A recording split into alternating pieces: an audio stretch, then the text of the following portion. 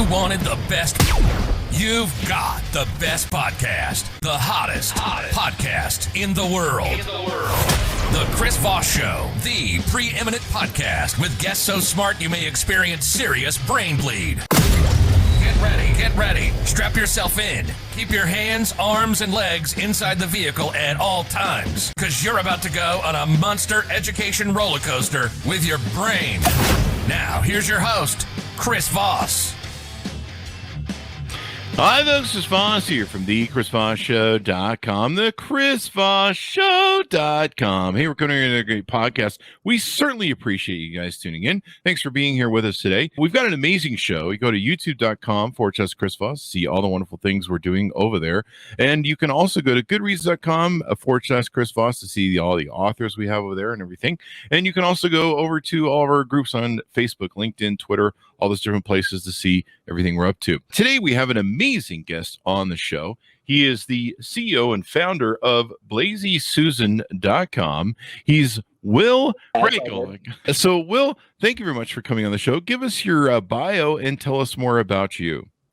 Yeah, Chris, thanks for having me on. It's a pleasure to be here. So I am a Virginia boy, born and raised in Roanoke, Virginia. I went to a military college, studied business and economics, and have been an entrepreneur all my life. I, was mowing lawns when I was 13, started trading stocks in college, and basically somehow creeped into the cannabis industry back in 2013. From there, I actually lost a bunch of money trading stocks. Turns out I was young and not maybe as ready for money as I thought I was. And so it ended up moving me out to Colorado, where I really came up with the idea for Blazy Susan and fell back in love with the cannabis industry and was able to really make a place here. Basically, college educated, been an entrepreneur, and really came and saw a niche and an opportunity out here in the cannabis space. There you go. What it motivated you to start this company, or what brought you into it? Yeah, you know what? It's funny because when people ask me this question, it's like, what's the inspiration, right? And so the inspiration really came from a messy coffee table for me. So I moved into a house. I moved in with 4 other people. And this was in Denver, Colorado, right as legalization for recreational marijuana basically came about. I moved in with this house and I was fresh out of military school. We had a rule book this thick about what our room should look like with pictures and the whole 9 yards. So I got into this house and I was like, wow, these guys are messy, but they smoke a ton of pot. And it kind of came from me being high. I smoked, and then I looked at their coffee table and I had like this epiphany. It was like, you guys need to clean this shit up, man. Like, it's really messy, and you can have weed is great, but come on, get your coffee table in order. So literally the Blazy Susan just popped into my head. That was back in 2014. So it ended up being like 3 years later, I actually launched the business, but the name stuck in my head and the value proposition really jumped at me. So it was very interesting. And I think that cannabis is a great thing to inspire people and to give people new ideas. There you go. So what is the Blazy Susan? Well, that is a great question. So the Blazy Susan is a spinning rolling tray. So it has all of your accessories on it. It has an ashtray, it has silicone, and has all kinds of spots. It's like a Swiss Army knife for your coffee table. If you smoke, if you dab, if you do concentrates, and there's so many different methods now, right? Back in, I'm sure when you were in college, maybe there were only a couple things that roll up a zigzag, but now there's vape cartridges and edibles and gummies and concentrates. So there's so many products being created around the consumption. And I found there were very little products created around organization and like home use. So for the Blazy Susan, it was born really out of the people in Colorado, people that have medical cards. These are daily patients that are smoking or dabbing. They might smoke in the morning and dab at night. So they have multiple methods that they consume. And so we set out to really find the perfect solution. And that looks like having an ashtray, having a little piece of silicone because it's messy, it's sticky. There's all kinds of things that you want to be able to clean easily. That's basically the concept. And from there, we started with one tray, and we were fortunate enough to get actually featured on CNN back in 2018 for the ball drop. So a pretty crazy sort of exposure. We had Jimmy Kimmel shout us out, and he was like, oh, I need one of these. And so it was a very kind of interesting time when we started off back in 2018. Wow, that's amazing, man. Now, you've spread this to a lot of different products that you sell on your guys' website, right? Yeah, so I think ultimately when I started, for me, it was very like I was working a sales job. I was working in a startup. And for me, I was like, I don't know. I'm tired of making, 150 calls a day. I'd saved up $7,000 and which is in hindsight is hilariously low, but I quit my job and basically started making these prototypes. And so from there, I just had the one tray. And I started really thinking of how do we really develop a brand around this? Because once I started making them, people liked the product, but they're like, listen, I don't think this is going to pay my bills at this point. So it really led me to start, really thinking of the brand behind the tray. And that's really where we came up with Blazy Susan as a character. So when we came up with Blazy Susan as our spokesmodel and spokesperson, from there, we started really thinking of what other products would Susan use, right? And so that sort of led us into one of our next products, which is actually one of our most popular and probably most widely known, is our pink rolling papers. Again, it was just, I like to say high design, right? So a lot of these things come to me when I'm high, weirdly enough. And I think I'm organized enough to really act on those ideas, which is, I think, really what separated me, I think, from the industry at the beginning was anyone can get high and be like, oh, this would be cool. To go out and actually take the steps to really build it, I think is the next challenge. But we came up with the rolling papers. And as soon as we had the rolling papers, that was like the spark where I'm like, this could really be a real company, because the rolling papers are sold around the world. It's a multi-billion-dollar market. And we were looking for an angle that no one else was doing, which was really launching with a pink rolling paper. It goes along with Susan. She's a female. There's not really a whole lot of products. And I think now there are more that we've been in the space, but there weren't really a lot of products that were catered towards women with cannabis. So if you look at the traditional sort of cannabis culture, it's very male-centered, right? It's the Cheech and Chongs. And not that we don't love those guys, but it's more like, hey, listen, if your grandma was going to go smoke, is she going to identify? Is she going to go in and buy the Rasta, all that kind of stuff? We really ultimately, with our vision of our brand, it's to bring everyone together. And it's saying cannabis is great. We have a great time with it, but it's also medicine. And there's also things that people really get out of it beyond just to legalize it. Let's just get high and sit around. And that's really what we wanted to bring out to the forefront, was we can make products that are fun and also changing the stigma of what that cannabis user is going to look like. And that's pretty interesting. So that's why you chose the color pink, is to give it an appeal to women users? Yeah. At first it was like, how do I get into this space? And am I going to drop another paper like everyone else? Obviously there's so many brands that just it's like, hey, why don't we try pink? And then we were actually able to find a supplier that made pink rolling paper. And then the next step, and this is something that we pride ourselves on this, is getting the consumer feedback, getting the product into the customer's hands and really letting them tell us what they want. And in the case of the pink rolling paper, I think I only had 2 booklets. I was mailing 2 little sheets of rolling papers in an envelope and a letter. And I would send them out. I sent them out to 200 people all off Instagram, which is really where we started our whole brand and sort of the whole movement was on Instagram. And we just had incredible reviews. And so it was for me at that point, I'm like, wow, I really didn't think that people would love this paper so much. We have to do this. And then at the same time, it also makes a lot of sense for me personally, because my mother's a breast cancer survivor. So it was one of those things that kind of collided at the same time. It was like, wow, hey, this is a product that would be great for women. It would be great for Susan. And also we can really bring in an awareness aspect of, hey, this is also, you want to support breast cancer. I'm not going to sit here and say that smoking things it's not bad for you. But if you can have a positive message and have that sort of positive communication with your community, I think it does really well. And we've been working on giving back. Last year was actually the first year I was able to write checks to charities with profits from our company. And since we started, that was really the goal, is to give back, spread awareness, and ultimately really work towards legalization. Because when my mother was going through chemo, that was in Virginia. So for me, I was like, hey, can I get you something? Can I help? Because I know I've heard of so many people that have positive experiences if they can't eat, if they feel nauseous. And she just didn't want to do it because the doctor didn't say, hey, do this. And that's totally understandable, because so many people are going to also say, hey, I don't want this, could maybe interact with my medication, or they just don't know and they don't want to try it. And so for me, that's really, I think, the social barrier that I feel personally motivated to knock down. And doing it through fun products is, I think, it's a very good way to break down those boundaries and say, hey, pot's not what you think it is. It's not, you're not going to be in your basement listening to Grateful Dead, all day. And not this, I love the Grateful Dead. But that being said, it's like, your grandmother could use this, but maybe she doesn't want to smoke a joint. She wants to put some cream on her elbow or on her wrist because she has so it's really cool to be able to have this platform, I think, and really like create this opportunity for more people to come into the space and really make it their own, because I think earlier cannabis has really been more on the misogynistic side. Not like pointing fingers at anyone, but just generally speaking, if you look at ads, how people are advertising their products, it's women in bikinis and all this sorts of stuff that is a little off-putting, right, to a woman that might really want to be a cannabis user. So that's really a huge part of the brand. Nice.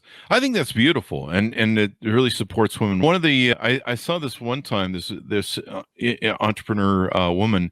She went to Home Depot. She saw these tools that are in men's colors and designed towards men. They're rugged and stuff like that. Right. And she came up with this brilliant idea to take tools, because a lot of women are single and maybe they want to fix stuff around the house. And she came with these pink tools, and they were more designed towards women, or more appealing to women, because the whole thing didn't appeal to them. Right. It's all yellow and yellow and black and blue, and it's got different things that are really manly to them. And the marketing is targeted towards men as well. She came up with this concept just like you did, and it's brilliant because that's something that appeals to them too. And of course, the colors. I love the tray sort of concept, and where people can roll right there on the tray. Is that correct? Yeah. So there's a little spot for rolling. There's a spot for your concentrates. So it's a place for everything. And in the center, actually, if you have, and this is one thing that a lot of people requested, was like, hey, what happens if you have a dog? If you have a dog and you have a bong, right, or a glass piece, it's almost inevitable that your dog's tail has knocked that off the table or has broken something. We want to stop that. We love dogs, and we want to also save the glass at the same time. So you can have your bong right in the center of it, and it's on this nice silicone pad that has a little bit of shock resistance, and it's not going to slip around on it. So it's made for if you smoke bongs, if you smoke pipes, if you roll joints, if you smoke bowls, if you smoke pens, if you do edibles, there should be a slot for you. And that's the fun thing, is creating a platform that people can reinvent in their own ways. So some people might take a hole that I thought might be for a lighter, and then they might put something completely different in it, and that's on them. And that's perfect, because we don't like to tell people what to do. We just want to give you a lot of slots and a lot of ways that you can, organize your stuff. Do you have one handy there that you could hold up? I do, actually. Yeah, let me just grab one. Sorry about that. No problem. Yeah, it might be good. People can see it. But yeah, I've definitely seen, especially in the old days of friends in college, where the whole coffee table has just got pot flakes all over it, and it's just you're just like, oh wow, look at that. It's quite a good size, isn't it? So yeah, so this is the bare bones tray right here. So we make this all in the USA, actually, right next door in my other office. So then we have these little silicone accessories that come with it. So this is an ashtray. I'll open this up for you. But it's basically made for tapping out. It's got this little spike on it. And this little spike is great for clearing out like little bowls. And so actually, here's an example. So here's a pipe, right? You get the pipe very clean, which is not, and you can actually, when you clean it out with the ashtray, you can just tap it right in there and it cleans it out. So these are all things, these are like stoner problems that have been around for years and years. And we really just set out to figure out what those problems were and solve them. So this is another little accessory. This is pink. So this is all silicone. And this is where you can put little bangers and stuff for concentrates, which if you don't know what that means, it's got some weird terms like banger, right? It's an odd term. But this is something that you would also put in the tray. And then you can have both sides. Hey, if I'm smoking on this side or you're smoking on that side, I can just spin it right over to you. You can access it from here. You don't have to reach across the table. And that's really part of the beauty of it, is keeping it more organized and keeping it more accessible. Something where you don't want to feel embarrassed when your friends come over. You want to have your stuff out, but you don't want to be like, hey, this, like you said, like the table's covered in a thin layer of weed and whatever. So it's pretty gross. And the nice thing about the silicone and everything is you can put it in the dishwasher. Yeah. Clean it off with alcohol. And it's also one of those things too, in full transparency, some people use these better than others. So what I mean by that is you have those people that will go out and buy a lot of organizing stuff, but they might not even use it. But the same person that might not use that stuff, they still like it. They still feel like it helped them out. But we also have some customers that are religiously organized. And every little hole on this tray has something in it. and it's completely, and they keep it flawless. So it's very cool to see people that really believe in the concept and then maintain it, because it's just like a life jacket. If you don't wear it or don't use it, it won't work. And you guys also sell pre-rolled cones for people so they can have those. Yeah, we get gift so these are cards. some of the pink cones. So there's Susan up there. I'm sorry, my webcam's not the best okay. here. But yeah, so the pink cones has been like one of our top sellers. And it's not a very bright pink. You can see a little bit more in person. Yeah. But these are papers. They're made in France. We use FSC certified sustainable wood sources. And the factory that we were able to work with is actually one of the largest and most advanced in the world. And a funny thing about rolling paper is that most of it is coming from just 2 or 3 factories. So it's all about branding. It's all about connecting with the audience and ultimately maintaining your quality. It's not impossible to find quality paper, but it's very hard to, I think, looking at more of the business side, it was very hard initially, I think, breaking into the distribution of these big distributors that are saying, I sell Zigzag and I sell Job and I sell all those papers that have been around for hundreds of years even. And me coming to the table with, hey, I know that there's never been a paper like this, but I think you should sell it.